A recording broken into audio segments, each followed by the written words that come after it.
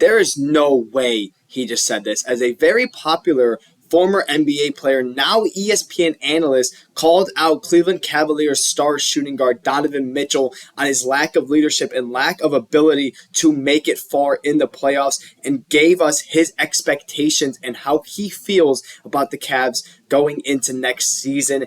Hey guys, Matt Palangi here at Cavs Digest. Thank you guys so much for joining me today. Before we get started, go ahead and like this video and subscribe to the channel so you can get us to 2750 and hopefully 3,000 subscribers after that. We love all the support, all the comments, and all the appreciation. Yes, I know the offseason has died down a little bit, but we're still pushing out content like this, especially giving my opinion on what I believe this ESPN insider and analyst, and giving how I feel about what he had to say is what we're here to talk about today. So, of course, who was it? Well, he was talking about Donovan Mitchell before we get into who the insider is.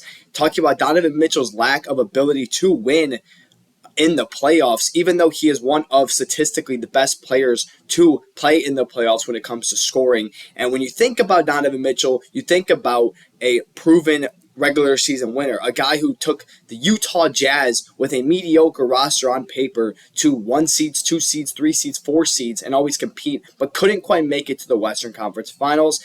And of course, what this insider and analyst had to say is that he can't do that with the Cavs anymore, and that we cannot have expectations for them in the playoffs. That being Mr. Kendrick Perkins, who I know a lot of people have mixed opinions on Kendrick Perkins and his credibility and takes surrounding the NBA. But he, of course, is in the position to give his thoughts. He works for ESPN. He's an analyst on the desk. He has all the credibility in the world when it comes to being on camera and speaking, but people obviously give their mixed opinions on him. So what did he have to say? Let's get into that here. So this is a little long, so bear with me here, guys. And they should be the favorites, right? Perkins said in a recent episode of ESPN's NBA Today. And that's why I said, unfortunately, whatever they do in the regular season, they could win 70 games. No one's going to give a damn. We're going to evaluate them. What they do in the postseason, because, again, a Donovan Mitchell-led team has never been to a conference finals. Donovan Mitchell, you got a coach fired. You got JB Bickerstaff fired. This is a fact. You had no communication with that man while he was there. You didn't like him, right? Soon as he got fired, you signed a contract extension, right? You extended with the Cavs. Bold, straightforward is what Kendrick Perkins had to say about Donovan Mitchell. Boom. That's a bombshell, low-key. He kind of went off on Donovan Mitchell and the Cavaliers. Of course, he didn't really go too much, and we're going to have to evaluate them in the playoffs. The regular season doesn't matter. Of course, we as Cavs fans should really agree on that because we know, or at least expect the Cavs to perform in the regular season. The 64 wins that happened, we always say, and I see you guys say in the comments, it doesn't really matter. It does from a management perspective, but it doesn't matter to us because we want to see the Cavs manage to get that second all-time NBA championship. So now it's time to kind of dive into, kind of break down what Perkins said about Donovan Mitchell and also kind of break down the Cavaliers and Donovan Mitchell's leadership as a whole. So, of course, let's be straightforward here. We totally have accepted that Donovan Mitchell is one of the best scorers in recent memory, especially when it comes to his pure slashing capability. Even when he is a streaky three-point shooter in the playoffs, his slashing is incredible. Teams have to double him in the playoffs especially. We saw him go for 50 and lose a playoff game, not this most recent season, but the year before against the Orlando Magic. It always comes down to, can Donovan Mitchell take that extra step and be consistently shooting on the three-point line in the playoffs? Because that is his biggest flaw in the playoffs specifically. But people start to point, well, there is a common denominator when it comes to the Cavs losing or Donovan Mitchell teams losing in the playoffs.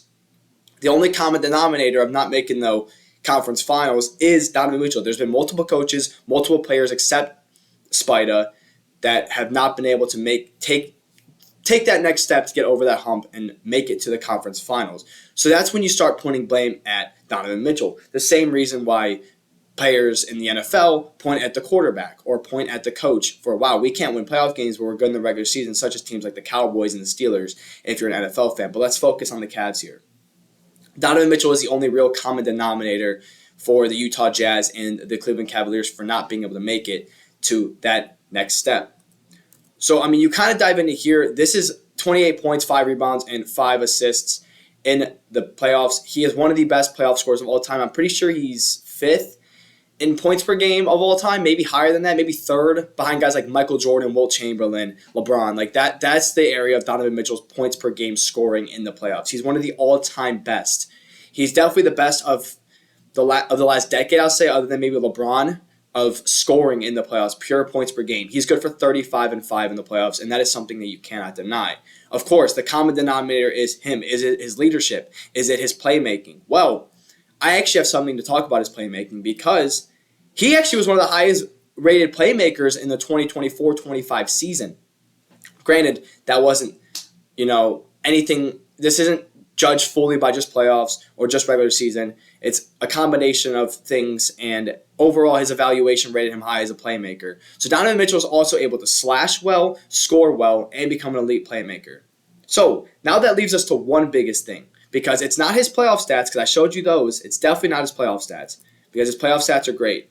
It comes down to his leadership and his ability to win games at the end of the day, win playoff games. Because, of course, Donovan Mitchell can win games because we saw what he was able to do in Utah. We saw what he was able to do in Cleveland by getting high seeds consistently and making the playoffs with a high seed consistently. But we as fans need to accept that we want the Cavaliers to win the NBA championship, or at the very least make the finals. Of course, making the finals and losing would be heartbreaking.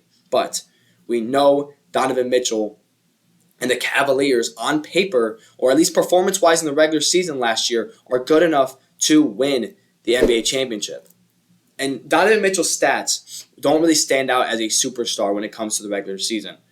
24, 5 and 5, 4 and 44 and 37% from the field. So his stats go up in the playoffs too. His points per game, his rebounds per game, his assists are around the same. And his playmaking is very, very elite.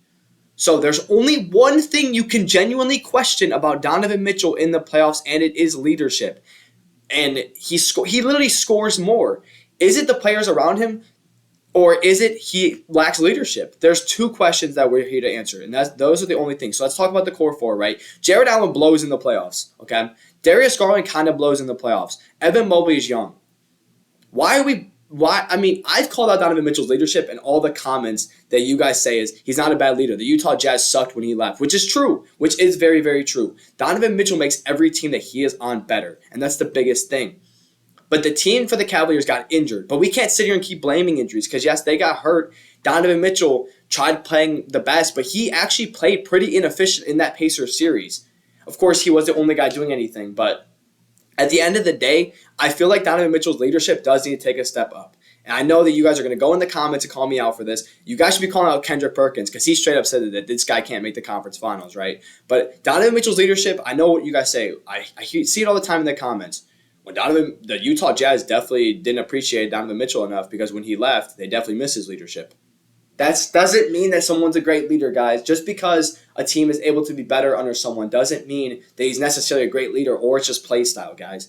Donovan Mitchell's leadership does need to be better. He needs to tell his players, tighten up. He needs to tell his players to hit the weight room. He needs to be that guy in charge of the Cavaliers, or else you're going to see players shipped off and you're going to see this team collapse a little bit. Donovan Mitchell will absolutely be the primary reason that this team is able to compete at a 60-win level and make the second round of the playoffs. But the goal is to go farther.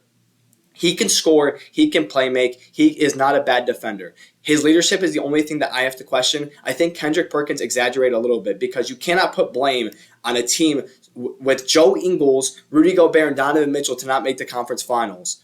I'm sorry, you cannot put that blame on Donovan Mitchell at all or even question Donovan Mitchell for that because that team shouldn't be the 1 seed anyways. The Cavaliers unexpectedly became the 1 seed. No one was really talking about them being that good, but they definitely could have competed at that level. At the end of the day, Donovan Mitchell needs to be more vocal, and that is it because he is scoring at a high level. He just needs to get more efficient from the three-point line in the playoffs as well, though, because his slashing was unbelievable, but he just couldn't be consistent with his three-point shooting. He also missed 3 free throws in the clutch last year in Game 5. So there are questions surrounding Donovan Mitchell, but I'll finish off with my honest opinion. Donovan Mitchell is great. I think he lacks a little bit of vocality. I don't know if that's a word. He isn't as vocal as he needs to be as a leader and as the team's best player, but he is definitely a big primary help for why the Cavs are as good as they are. because Darius Garland, Jarrett Allen, and Evan Mobley, Max Strus, and DeAndre Hunter would be an 8, 7, or 6 seed, maybe. So we got to start giving Donovan Mitchell more credit, but we also need to accept the fact that we have to make the conference finals, and Kendrick Perkins is right about that. That was a little bit of a rant. Thank you guys so much for joining me. If you stayed for the whole video, you are a real one, because I spewed a lot of opinion there and broke down a lot of facts and my honest perspective on Donovan Mitchell and what Kendrick Perkins had to say. So thank you guys so much for joining me here on Cavs Digest. Like, comment what you guys think about what Kendrick Perkins had to say and about Donovan Mitchell, and share this video with your friends. I'm Matt Plangy. Thank you guys for joining me here on Cavs Digest.